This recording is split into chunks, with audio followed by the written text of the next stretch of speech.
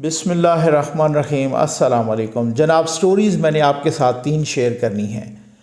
ایک بہت بڑی خفیہ ملاقات ہوئی ہے، ایک بہت بڑا اعتراف ہوا ہے، اور ایک بہت بڑا استعفیٰ واپس ہو گیا ہے۔ اور اس کے ساتھ ہی ان تینوں سٹوریز کے ساتھ آپ کے ساتھ یہ بھی شیئر کرنی ہے کہ یہ یوتھی ایک کل سے مولانا فضل الرحمان صاحب کے پیچھے کیوں پڑے ہوئے ہیں، یہ خنزیر، ڈیزل اور اس طرح کے ٹرینڈز کیوں چلا رہے ہیں۔ وہ ہمیشہ ہی غلیظ ٹرینڈز چلاتے ہیں، لیکن اس کی وجہ کیا ہے؟ اس کی وجہ بڑی دلچسپ ہے، وہ بھی میں آپ کو دکھاتا اور سنواتا ہوں۔ لیکن سب سے پہلے آپ کو یہی کہوں گا کہ آپ کے اللہ کے فضل و کرم اور آپ کے تعاون سے ZN نیوز کا فلڈ ریلیف آپریشن جاری ہے۔ بھائی میں نے آپ کو بتایا تھا نا، کوئی ایک گھر کی پیمنٹ باقی رہ گئی ہے، کوئی اللہ والا وہ بھی جو ہے نا ہمت کرے اور وہ کر دے انشاءاللہ۔ یہ نمبر ڈسپلے ہو رہا ہے، غریب کو سہولت دیں گے نا۔ میں صبح آج ایک خبر پڑھ رہا تھا، قطر کے وہ جو وہاں پر فیفا کا فٹ بال ورلڈ کپ ہو رہا ہے، تو مجھے بڑا افسوس ہوا ایک بات پہ، غریب کس طریقے سے یار بے نام و نشان بیچارہ مر جاتا ہے۔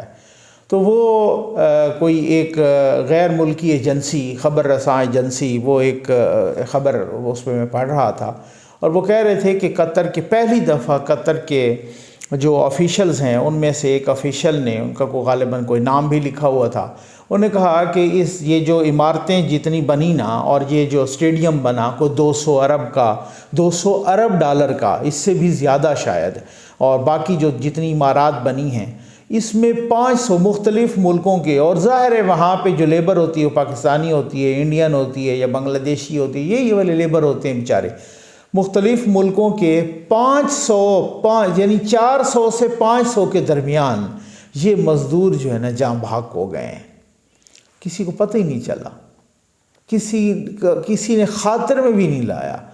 تو غریب کی زندگی میں آپ سہولت پیدا کریں، آپ کو اللہ تعالیٰ نے دیا ہوا ہے، اس کا سب سے بڑا شکر یہ ہے بس۔ اب اس میں اب میں وہ سیدھی سی بات ہے کہ یہاں پہ یہ نمبر ڈسپلے ہو رہا ہے۔ آئیں جناب یہ بتائیں آپ کو کہ جی مولانا فضل الرحمان صاحب کے پیچھے کیوں پڑ گئے ہیں یوتھیے؟ انہوں نے ان پیچھے پڑنے کی ایک ہی وجہ ہے، اور وہ وجہ میں آپ کو سنوا دیتا ہوں، یہ آپ ذرا دیکھ لیجئے گا کہ وجہ کیا ہے کہ مولانا فضل الرحمان صاحب نے کون سی دکھتی رگ پہ ہاتھ رکھ دیا ہے۔ یہ آپ سن لینا، پھر اس کے بعد میں آپ کو بتاتا ہوں۔ یہ لیجئے۔ نعوذ باللہ، ایسے لوگ کہ جو کہتے ہیں کہ اگر ہماری ماں کے ساتھ زنا کرے گا تب بھی ہم اس کو ووٹ دیں گے۔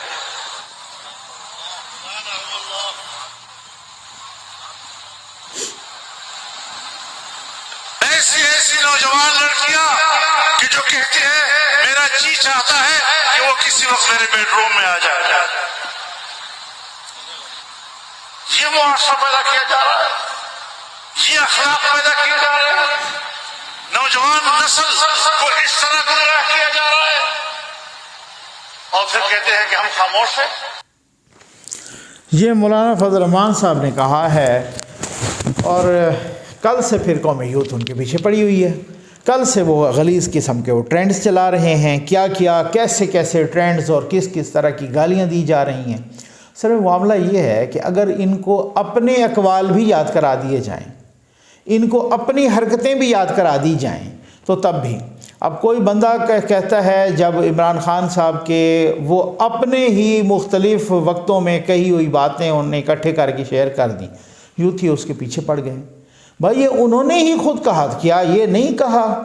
اب میں کل ایک غالباً وہ ایک پلے کارڈ اٹھا کے بندہ کھڑا ہے کسی ریلی میں، اور وہ کہہ رہے ہیں کہ پتہ نہیں میری بیوی جو ہے نا مجھ سے زیادہ عمران خان کو چاہتی ہے۔ اب آپ اندازہ کیجئے اس طرح کے پلے کارڈز اور اس طرح کے بینرز، اور وہ خود کوئی کہے کہ جی میری ماں، انہوں نے کہا کہ آپ کی والدہ صاحبہ کیا چاہتی ہیں، وہ ایک لڑکی سے پوچھ رہا ہے میڈیا والا، انہوں نے کہا میری والدہ اس سے شادی کرنا چاہتی ہے۔ مطلب اگر یہاں پہ تمام کی والدہ ان سے شادی کرنا چاہتی ہیں، تو اب میں بڑی عجیب و غریب سی، یہ وہ ہمارے دوست مبشر لقمان والی بات ہے، وہ خیال کرو اگر آپ ان سے شادی کرنا چاہتے ہی ہیں تو ان کو گھر لے جائیں، بھائی پاکستان کا کیا قصور ہے کہ انہوں نے پاکستان نے کیا بگاڑا ہے۔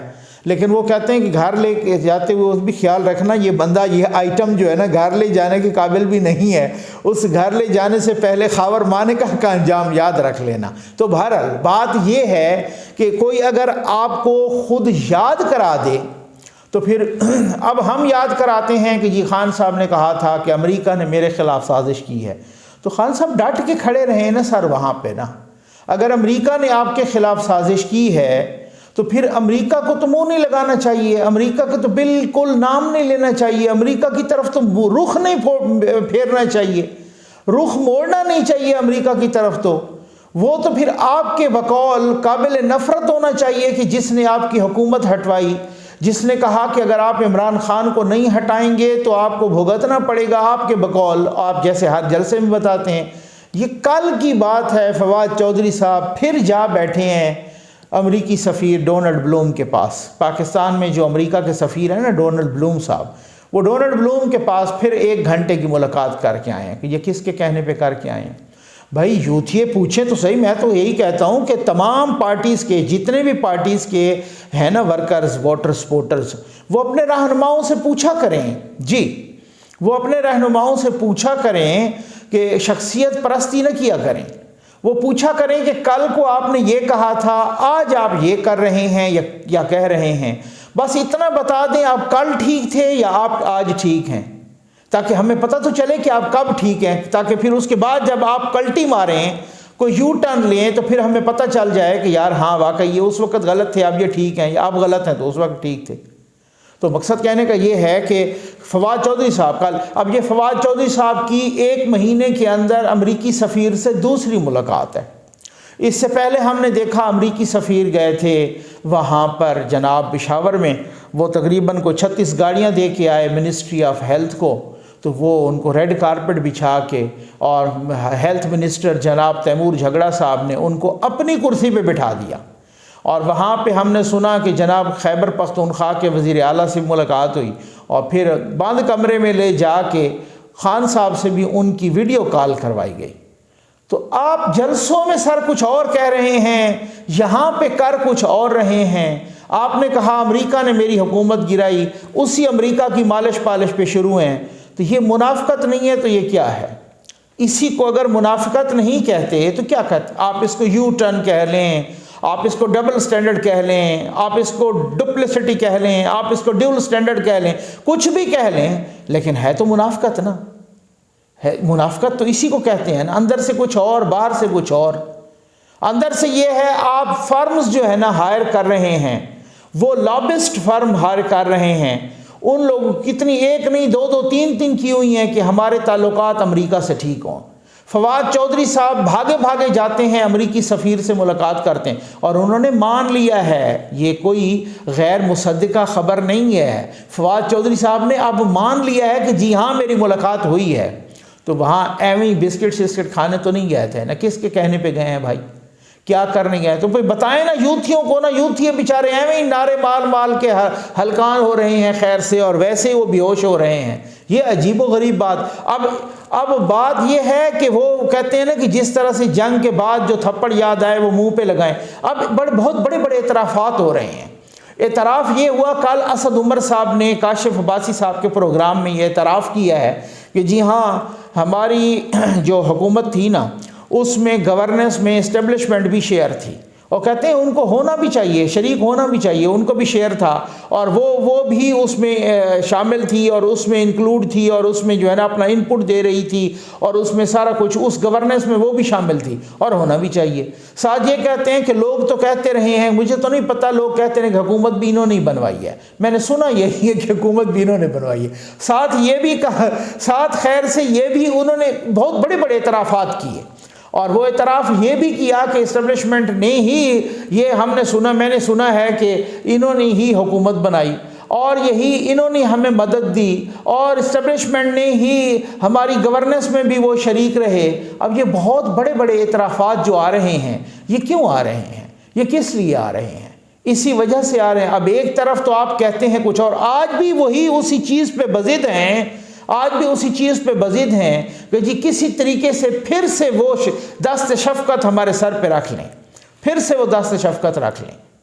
اب یہ میں ڈسکس کرنا ہے کہ بہت بڑا استعفیٰ واپس ہو گیا ہے۔ کس کا استعفیٰ واپس ہوا ہے؟ استعفیٰ واپس ہوا ہے وزیر قانون اعظم نذیر تارڑ صاحب کا۔ اعظم نذیر تارڑ صاحب نے 24 اکتوبر 2022 کو استعفیٰ دیا تھا، یعنی آج سے تقریباً 1 مہینہ پہلے۔ انہوں نے استعفیٰ دیا کیوں تھا؟ بیسیکلی اس استعفیٰ انہوں نے دیا تھا کہ وہ آسما جہانگیر کانفرنس ہو رہی تھی لاہور میں، اور آسما جہانگیر کانفرنس کے غالباً دوسرے روز یہ بھی ادھر ہی بیٹھے تھے، کچھ لوگوں نے قابل اعتراض نعرے لگائے تھے ریاستی اداروں کے خلاف، ٹھیک ہے، اور وہ جب نعرے لگے تو اعظم نذیر تارڑ بھی وہیں پہ تھے موجود۔ اس کے بعد انہوں نے ایک ٹویٹ بھی کی تھی، اور ان کے ٹویٹر اکاؤنٹ سے اس کے بعد کوئی ٹویٹ نہیں ہوئی، آج تک کوئی ٹویٹ نہیں ہوئی کہ آسما جہانگیر کانفرنس میں شرکاء کے ایک مختصر گروہ کی طرف سے ریاستی اداروں کے خلاف نعرہ بازی پر دکھ اور افسوس ہوا ہے۔ جذباتی نعرہ بازی کرنے والے حکومتی اقدامات اور اداروں کی کوششوں اور قربانیوں کو بھی بھول گئے۔ ہم سب ایک مضبوط پاکستان کے خواہاں ہیں، ٹھیک ہے۔ اچھا، اس کے بعد ان کا کوئی ٹویٹ نہیں آیا، اس کے بعد انہوں نے ریزائن کر دیا، ہم نے سنا تھا کہ ریزائن کر دیا۔ اچھا، اس کے بعد یہ ہوا کہ وزارت قانون کا جو اضافی چارج وہ اعجاز صادق صاحب کو دے دیا گیا، یہی خبروں میں بھی آیا اور یہی سب نے بتایا۔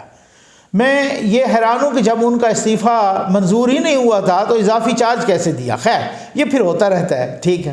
کل مختلف وزراء اسحاق ڈار صاحب، خواجہ سعد رفیق صاحب، مریم اورنگزیب صاحبہ، اور بھی کچھ اعجاز صادق صاحب، کچھ اور بھی غالباً تھے، تو وہ سارے کے سارے آدھا درجن کے قریب تقریباً وزراء گئے اعظم نذیر تارڑ کی رہائش گاہ پر، اور ان کو وہاں پیغام پہنچایا کہ جو آپ نے استعفیٰ دیا تھا نا وہ قبول نہیں ہوا، وہ منظور نہیں ہوا، وہ واپس ہو گیا ہے، وہ وزیر اعظم نے نامنظور کر دیا ہے، لہٰذا آج یعنی کہ آج بدھ کے روز سے آپ وزارت قانون کا چارج سنبھال لیں۔ اور انہوں نے کہا کہ جی بالکل، میں بدھ کے روز سے وزارت قانون کا چارج سنبھال لوں گا۔ تو اس سے آپ کو اندازہ ہو گیا ہوگا کہ نون لیگ کتنی پھونک پھونک کے قدم رکھ رہی۔ کل جنرل باجوہ صاحب گئے اور آج اعظم نذیر تارڑ صاحب کی واپسی ہو گئی، اور آپ اندازہ کیجئے کس قدر پھونک پھونک کے، کس قدر احتیاط سے۔ میرا خیال ہے انہوں نے خان صاحب کے انجام سے سبق سیکھ لیا کہ جی اب ایسا کریں گے تو ایسا ہی ہوگا، ٹھیک ہے نا۔ تو وہ اس طریقے سے ان کو وہ واپس لائے۔ پورا 1 مہینے تک مکمل خاموشی تھی۔ میں کہتا ہوں اعظم نذیر تارڑ صاحب نے ایک ٹویٹ تک نہیں کیا، اور وہ مکمل ہائبرنیشن پیریڈ میں چلے گئے تھے، بالکل خاموشی تھی۔ اور اس کے بعد جناب جیسے ہی باجوہ صاحب گئے، کمان تبدیل ہوئی، اعظم نذیر تارڑ صاحب واپس آ گئے۔ یہ بہت بڑا استعفیٰ یہ واپس آ گیا۔ اب مطلب بہت ساری چیزوں کی نا، کچھ کا اتفاق بھی ہوتا ہے، کچھ کا اہتمام بھی ہوتا ہے۔ ہو سکتا ہے کچھ لوگ اب کہہ رہے ہیں کہ جی اس طرح سے اتفاق، کیا یہ اتفاق ہے کہ جیسے ہی جنرل فیض صاحب نے ریزائن کیا ہے یا جیسے ہی انہوں نے ریٹائرمنٹ لی ہے، اسی دن TTP نے، تحریک طالبان پاکستان نے جنگ بندی ختم کرنے کا اعلان کیا ہے کہ اب ہم حملے شروع کر دیں گے۔ تو کیا یہ اتفاق ہے یا کوئی اور چکر ہے؟ یہ کیا صورتحال کیا ہے؟ اور امید ہے آپ کو ویڈیو پسند آئی ہوگی۔ آپ کا بہت بہت شکریہ۔